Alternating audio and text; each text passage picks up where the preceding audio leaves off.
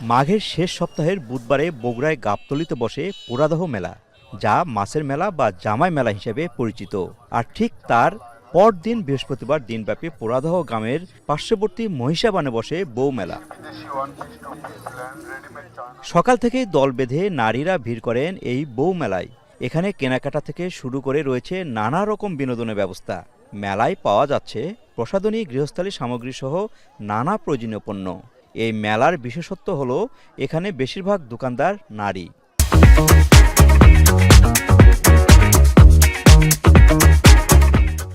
ভালোই বেচা কিনা হয়, ভালোই লোকজন আসে, প্রতি বছরই আমরা করি। এটা বউ মেলা শুধু মেয়েদের জন্য। এখানে কোনো পুরুষ ঢোকে না, শুধু মেয়েরাই ঢোকে।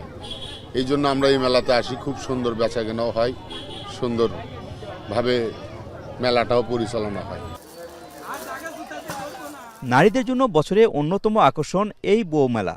মেলায় শুধু স্থানীয়রাই নয়, আশেপাশের জেলা থেকে ঘুরতে আসেন অনেকে। নওগাঁ থেকে মেলাতে আসছি মা বাবার সাথে, এখানে এসে মাছ দেখলাম। এখন আমরা বউ মেলাতে আসছি, চুড়ি ফিতা অনেক কিছু কিনলাম। তো এখানে সব আত্মীয় স্বজন সবাই আসছে, আমরা ঘুরতে আসছি। তো এখন আমরা মেলায় আসছি, মেলায় এসে ঘুরবো, দেখি কি পছন্দ হয়, পছন্দ হলে সেটা নিব। এখানে যেগুলো ভালো লাগে সেগুলো কিনি এবং মেয়েরা আসে তাই। এলাকার যুব সমাজই এই মেলার মূল আয়োজক। তাদের কঠোর নজরদারিতেই প্রায় ৩০০ বছর ধরে চলে আসছে এই মেলা।